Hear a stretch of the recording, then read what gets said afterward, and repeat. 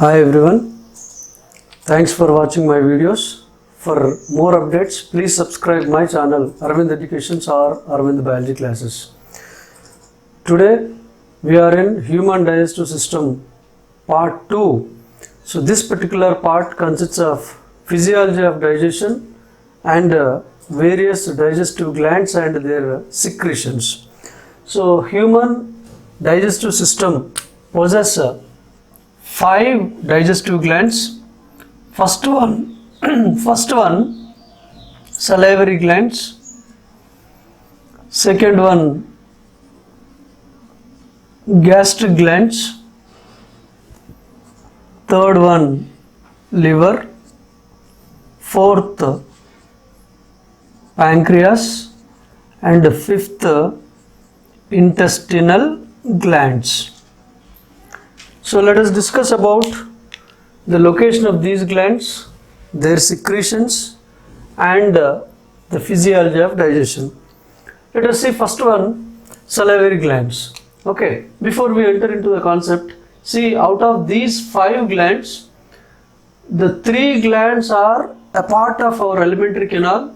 They are salivary glands, gastric glands, and intestinal glands. And liver and pancreas, they open from outside into our alimentary canal. So let us see the first one, salivary glands. Human, we possess 3 pairs of salivary glands. 3 pairs of salivary glands. And the 3 pairs of salivary glands are parotid gland, sublingual gland, and submaxillary or submandibular gland. Parotid gland, this is present below the ear, below the auditory canal. Sublingual gland present below the tongue.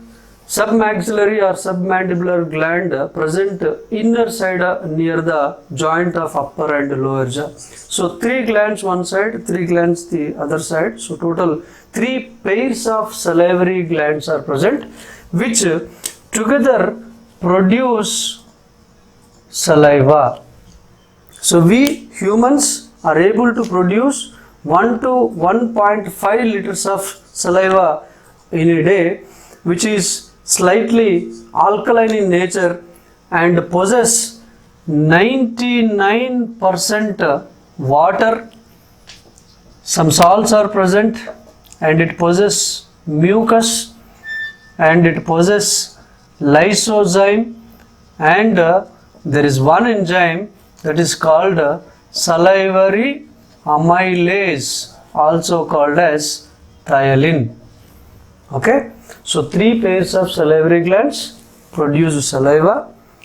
Saliva is slightly alkaline in nature, possess 99% of water, salts, mucus, and antimicrobial enzyme called lysozyme, and salivary amylase or thiolin. Okay, this particular saliva helps in the process of swallowing. It helps in formation of bolus and helps in easy swallowing. It cleans teeth, it cleans mouth, it destroys the germs which are present in the mouth with the help of antimicrobial enzyme called lysozyme. Okay. Then there is one digestive enzyme, so called salivary amylase or thiolin, that acts on carbohydrates with the help of salivary amylase converted into dextrins. You can also consider them as disaccharides. So carbohydrates are converted into dextrins or disaccharides with the help of salivary amylase. Okay, so this is about salivary glands. And saliva do not possess protein and fat digesting enzymes. Okay, then let us see the second one, gastric glands. Stomach has branched and tubular glands which are there in the inner lining of stomach. Those glands are called gastric glands, and these gastric glands produce gastric juice. Gastric glands produce gastric juice, and gastric juice consists of HCl, pepsinogen and prorenin. Gastric juice consists of HCl, pepsinogen and prorenin. So let us see the functions individually. Let us take first HCl. Very important, it will play a key role. First point, HCl kills microorganisms. Okay, HCl kills microorganisms. HCl stops the action of saliva. HCl stops the action of saliva. It softens the food. It softens the food, and it makes the food acidic so that pepsin will act. So HCl is performing 4 important functions. It kills microorganisms, it softens the food, it makes food more acidic so that pepsin will act on the remaining food items. Then HCl stops the action of the saliva. Not only these 4 functions, HCl also converts inactive pepsinogen into active pepsin.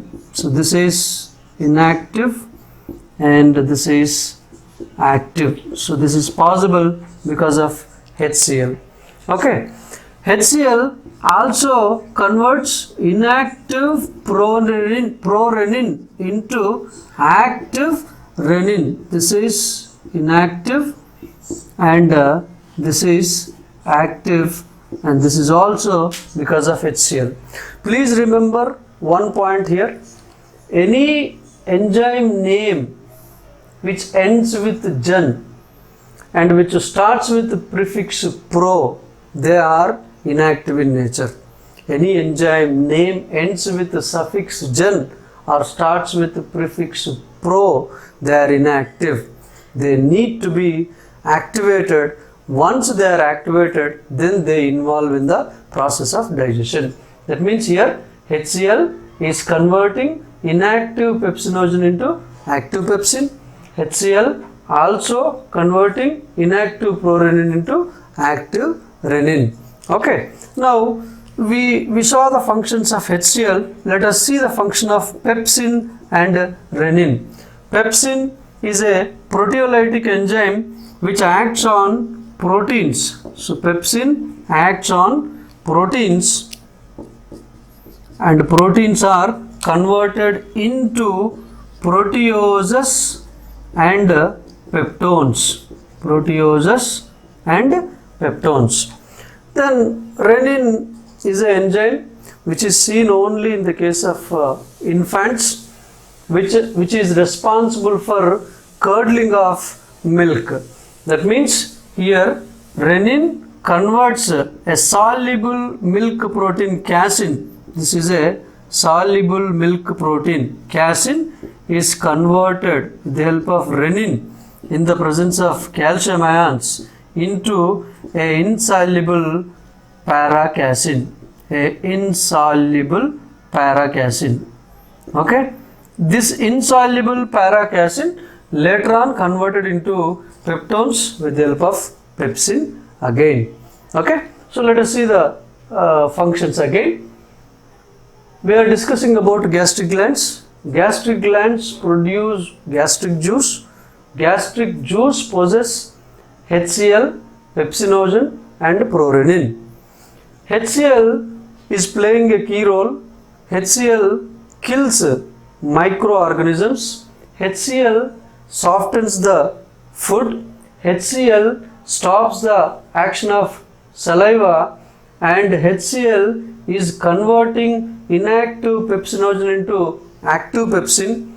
HCl is converting inactive prorenin into active renin, and HCl making food more acidic so that pepsin will act. Because in first part, when I am talking about characteristics of enzymes, I said enzymes are particular at optimum pH. There are some enzymes which act in alkaline condition. There are some enzymes which act only in acidic conditions. So pepsin will work in acidic condition. So HCl will make the food acidic so that pepsin will work on that. Okay. Then pepsin is a proteolytic enzyme acting on proteins. Proteins are converted to proteoses and peptones. And renin is the enzyme seen only in the case of infants, and renin is responsible for curdling of milk. So a soluble milk protein, casein is a soluble milk protein. So this soluble milk protein casein, in the presence of calcium ions, with the help of renin, it is converted to a insoluble paracasein, which is later on converted into peptones with the help of pepsin. Okay, so this is about gastric glands. Then next we have to see liver. Liver is the largest gland in the human body. Liver opens into duodenum with the help of hepatopancreatic duct. We see the diagram already. Once again, so liver opens with the help of hepatic duct, and the liver is the largest gland. I said it possesses two lobes, right lobe and left lobe. Right lobe, just below the right lobe, we can see a small gland like structure that is called gallbladder. This is gallbladder. This is liver. The duct which is coming from liver is called hepatic duct, and the duct which is coming from gallbladder is called cystic duct. Both the ducts together, it combines to form as a common bile duct. Let me repeat again. Liver is the largest gland, largest exocrine gland. Liver possesses two lobes, approximately 1.5 to 2 kg in weight. It possesses right and left lobe. Right lobe, just below the right lobe, gallbladder is present. So a duct which is coming from liver is called hepatic duct. Duct which is opening from gallbladder is called cystic duct. Both the ducts are joined together to form a common bile duct. Now this particular liver produce bile juice. Liver produce bile juice. Bile juice consists of bile salts and bile pigments, and there are no digestive enzymes. The only digestive juice without enzymes is bile juice. It possesses just bile salts and bile pigments. Okay, so let us see regarding bile salts. Okay, here sodium bicarbonate, then sodium glycocholate, then sodium deoxycholate, also called as sodium taurocholate, taurocholate. Okay, so bile salts, sodium bicarbonate, sodium glycocholate, sodium deoxycholate or sodium taurocholate. So these bile salts are making food, acidic food into alkaline food. Okay, I just forgot to tell you one point. The action of gastric juice in the stomach, after that the food is partially digested. The partially digested food in the stomach is called chyme. The partially acidic digested food is called chyme. This chyme opens from stomach into duodenum with the help of pyloric sphincter. Once chyme enters into small intestine, now these bile salts will convert that acidic chyme into alkaline chyme. Okay, so that conversion of acidic chyme into alkaline chyme is possible only because of the presence of bile salts. Next, bile pigments. There are two bile pigments are there. They are bilirubin and biliverdin. So bilirubin, biliverdin. Okay, so bilirubin and biliverdin, these two are formed by the disintegration of aged and dead RBC in the liver. Okay, so aged and dead RBCs are destroyed, made into pieces. So the hemoglobin which is present in the RBCs, due to their conversion, we will get bilirubin and biliverdin. So these are eliminated along with the feces. Okay, right? So this is regarding bile juice. So let me repeat again. Liver is the largest exocrine gland, produce a yellowish green fluid called bile juice, which possess bile salts and bile pigments. Bile salts are sodium bicarbonate, sodium glycocholate, sodium deoxycholate or sodium tarcholate, and bile pigments are bilirubin and biliverdin. These two are formed by disintegration of aged and dead RBC. Okay, then what this bile juice is playing a role in digestion? The very first thing, bile juice is responsible to convert acidic chyme into alkaline chyme. It converts acidic chyme into alkaline chyme. Okay, this is possible because of bile salts. Okay, that means bile salts are responsible to stop the acidic condition and make it into alkaline, so that the next enzymes which are secreted by pancreas and intestinal glands, they act in alkaline condition. Then second, bile is responsible to convert fats into emulsified fats. They convert fats into emulsified fats. This is possible because of bile. Okay, that means we should know here what is emulsification. Conversion of complex fats into simpler fats, so that their surface area is increased for better enzymal action. That is called emulsification. Okay, conversion of complex fats into simpler fats to increase the surface area for better enzymal action is called emulsification. Or conversion of fats into fine globules of simpler fats, that is also called as emulsification. So it is a first step of fat digestion. So fats are converted into emulsified fats. So this is regarding liver. Okay, let us see the fourth gland, that is pancreas. Actually, pancreas is a mixed gland. It is both exocrine and endocrine in nature. So here let us discuss about its exocrine nature. Pancreas produce pancreatic juice. Pancreatic juice consists of three enzymes: amylopsin, also called as pancreatic amylase, then trypsinogen and steapsin. Steapsin is also called as pancreatic lipase.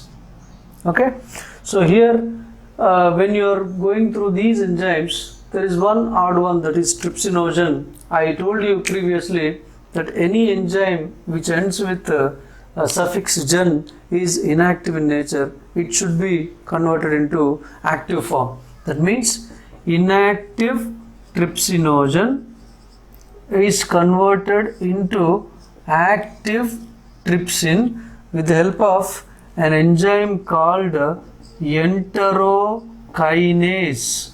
are enteropeptidase, which is produced from the walls of small intestine. Okay, so inactive trypsinogen is converted to active trypsin, and this is possible with the help of enterokinase or enteropeptidase. Okay, now let us see the role of these enzymes. Pancreatic amylase acts on carbohydrates. The previous digestive step of carbohydrates is dextrins or disaccharides. So these dextrins, with the help of amylapsin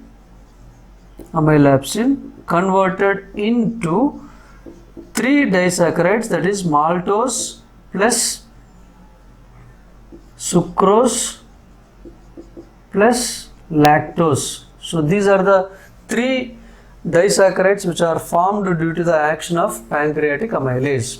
Okay, next, trypsin acts on proteins. The previous digestive step is proteins are converted into proteose and peptones with the help of pepsin. So on proteoses plus peptones, trypsin is acting, and trypsin converts proteoses and peptones into peptides plus amino acids. Peptides and amino acids. Okay, then steapsin or pancreatic lipase acts on fats. The previous digestive step of fats is emulsified fats. So on emulsified fats, steapsin or pancreatic lipase is acting and converts it into fatty acids and glycerol. Fatty acids plus glycerol.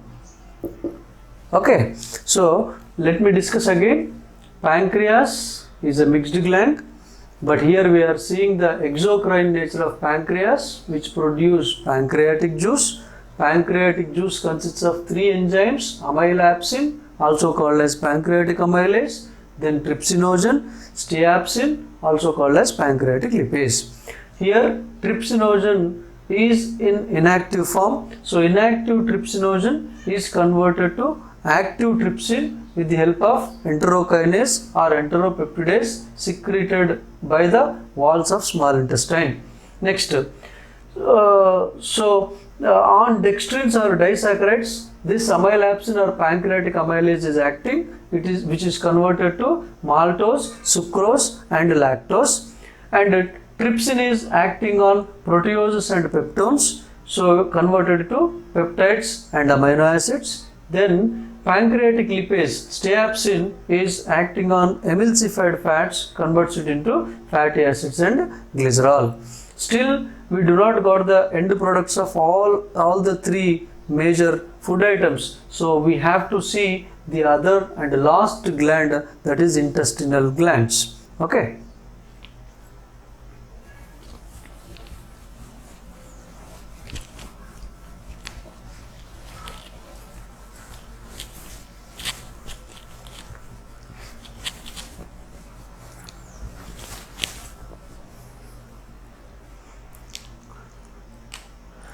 Let us see the last digestive gland, that is intestinal glands.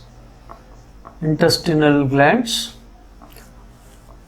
also called as crypts of Lieberkühn.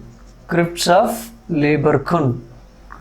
So intestinal glands produce intestinal juice, otherwise we can say crypts of Lieberkühn produce succus entericus. Succus entericus. Okay. See, intestinal glands, also called as crypts of Lieberkühn. Intestinal glands produce intestinal juice. Intestinal juice is also called as succus entericus. That means crypts of Lieberkühn produce succus entericus. Now, this succus entericus possess enzymes peptidase. This is also called as erepsin. Okay. Then maltase. Okay. Then sucrase. Sucrase is also called as invertase. Then lactase and lipase. These are the enzymes present in intestinal juice or Succus entericus. Intestinal juice possesses peptidase or erepsin, maltase, sucrase or invertase, lactase and lipase. Okay, so let us see. Peptidase is acting on peptides. So on peptides, peptidase is acting. Now peptides are converted to amino acids. Okay, then maltase is acting on maltose. Maltase is acting on maltose. See here, ASE is enzyme, OSE is substrate, maltose is substrate, maltase is enzyme. So maltase is acting on maltose and we will get two glucose molecules, glucose plus glucose. I told you these are disaccharides. So maltose is a disaccharide which produce two simple sugars, that is two glucose molecules. Then on sucrose, sucrase is acting, sucrase also called as invertase. Then you will get a glucose plus fructose, glucose and fructose. Next, lactose is acting, lactose on lactose, lactase is acting. So lactase converts lactose into glucose plus galactose, glucose and galactose. Okay, so maltose converted to glucose and glucose by maltase, sucrose is converted to glucose and fructose by sucrase, lactose is converted to glucose and galactose with the help of lactase. So maltose, sucrose, lactose are disaccharides. Glucose, fructose and galactose are simple sugars, monosaccharides. So digestion of carbohydrates is done. Earlier peptides are converted to amino acids. So amino acids are the end products of proteins. So protein digestion is done.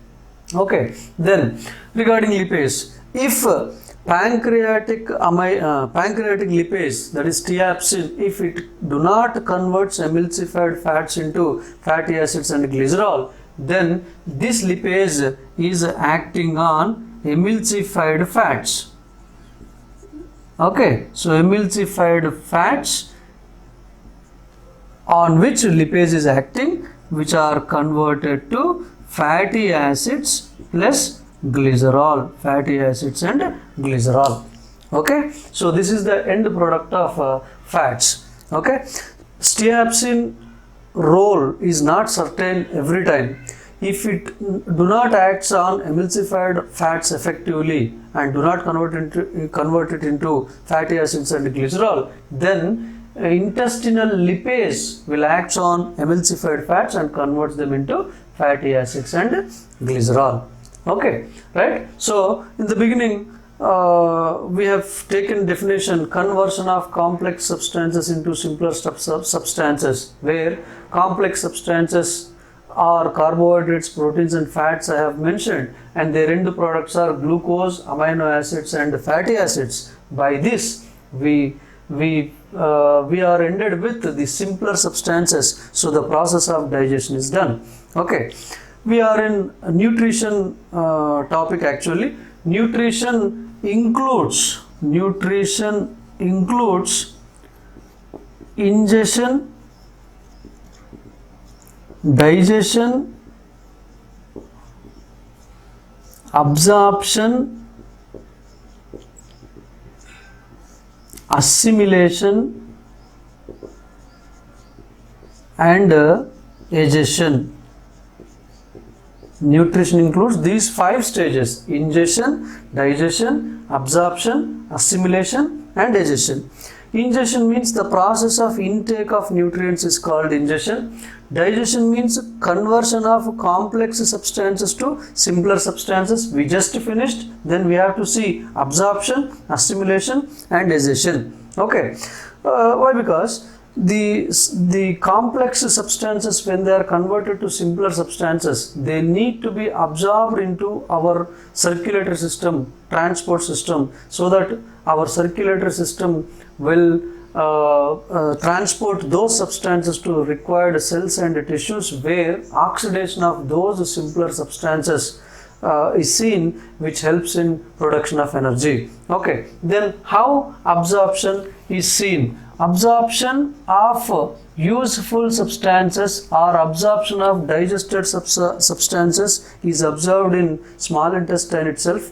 The last portion of small intestine, that is ileum, possesses several finger-like structures called villi or microvilli.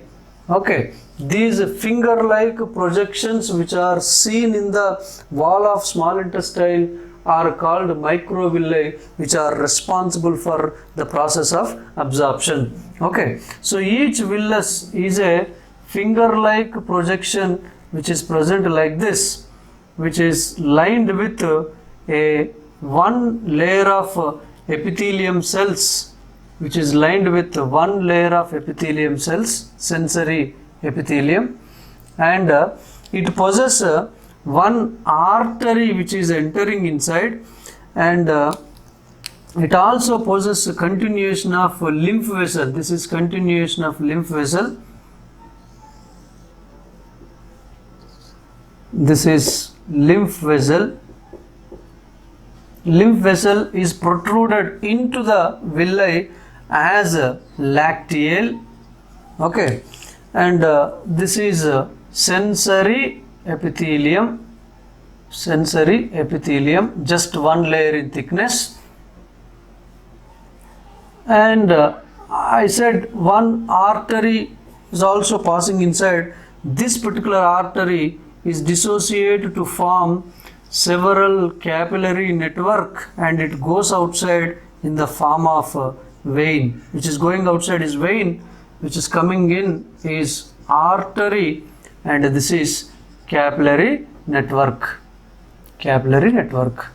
That means the wall of small intestine, particularly the ileum region, possesses several finger-like projections called microvilli, which are lined with a single layer of sensory epithelium, which possess an artery, vein and capillary network, and even a lymph vessel and extension of lymph vessel in the form of lacteal are also present. Now what these structures will do means, the simpler substances what we observed here, glucose, amino acids and fatty acids, these are absorbed through these structures. Glucose and amino acids are absorbed through sensory epithelium and capillary network through a process called passive transport. Okay, and if these substances are available in minute quantities, then they are also absorbed through a process called active transport. For passive transport, energy is not required, but for active transport, energy expenditure is required. And these sensory epithelium cells utilize spent energy and absorb the glucose and amino acids. Okay, and fatty acids are not directly absorbed into the capillary network, so they are absorbed into the lacteal, carried by lymph vessel and deposited in the skin. Okay, right? So this is absorption. Once absorption is done, then we have to see assimilation. Assimilation is nothing but a proper utilization of absorbed food. Okay, proper utilization of absorbed food is called assimilation. That means if body cells requires these nutrients, then they are utilized directly. If they are not utilized, then they are converted and stored in the body for future purpose. For example, let us see the case of glucose. If glucose molecules are excess, then converted into glycogen and stored in liver and limb muscles through a process called glycogenesis, and this is assisted by insulin. Okay, if glucose molecules are excess, rather than sending them outside, the excess glucose molecules are converted to glycogen and deposited in liver and limb muscles, which can be used in future whenever they are required through a process called glycogenesis. Now say for example, if your blood is low with glucose level, low blood sugar level, then the same glycogen is now converted into glucose with the help of another hormone called glucagon. And this is released into bloodstream, and this process is now called glycogenolysis. This is called glycogenolysis. Breakdown. Lysis means breakdown of glycogen. That means whenever our blood is deficient of glucose, so we will utilize the reserve food which is already stored in our body. So it acts on liver and limb muscles. Glucagon is the hormone secreted by pancreas, acts on liver and limb muscles, converts that stored glycogen into glucose, and blood sugar level is raised, and this process is called glycogenolysis. That means whenever glucose molecules are excess, converted into glycogen and stored. Whenever blood glucose level is less, stored glycogen is converted into glucose and poured in the blood so that blood glucose level is raised. So this is regarding glucose. Okay, then see the case of amino acids. Actually, amino acids cannot be stored in the body. It is not possible. Amino acids are utilized in protein synthesis, and amino acids which helps in protein synthesis, which are responsible for body growth and repair of body tissues. Okay, so whenever they are involving in the process of metabolism, okay, the amino acids will undergo a process called deamination. Deamination means removal of ammonia containing group, and the amino acids are converted into glucose, plus it is converted to urea. Okay, actually whenever these amino acids are undergoing a process called deamination, De means removal of ammonia containing group. So whenever the removal of ammonia containing group is seen in the case of amino acids, that ammonia containing group is highly toxic to the body, so it is converted to less toxic. So in the liver, that ammonia containing group is converted to urea, and urea is sent outside along with urine, and glucose is utilized by the body. Okay, right? So highly toxic ammonium containing substance is converted to less toxic substance in liver, which is sent outside along with urine, and the remaining substance is utilized by our body. That is regarding second one. Regarding third one, fatty acids. These fatty acids are stored in the skin as a subcutaneous fat. Okay, so that is regarding fatty acids. So these substances are properly utilized by our body cells. If they are available in excess form, then they are converted and deposited. That is called assimilation. Then the last step, egestion. Egestion is nothing but the process of elimination of unwanted substances. So the process of elimination of undigested food material, a process of elimination of feces is called defecation. Okay, so egestion is seen through a process called defecation. Okay, so this is regarding the physiology of digestion. Okay, but during this particular topic, we have seen the digestion of all the ingredients together. Okay, that means whenever we are talking about a particular gland and its secretions, enzymes, we discuss the concept together. Means digestion of proteins, digestion of fats, and digestion of carbohydrates together. Okay, so let us see the flowcharts of digestion of individual nutrients. Okay, so that we can understand in which particular area that particular nutrient is digested and what kind of enzyme is acting on that. So let us see the flow charts. Let us see the flowcharts of digestion of individual substances. This is regarding carbohydrates. Carbohydrates, proteins or fats generally digested in three major areas of alimentary canal, that is mouth, stomach and small intestine.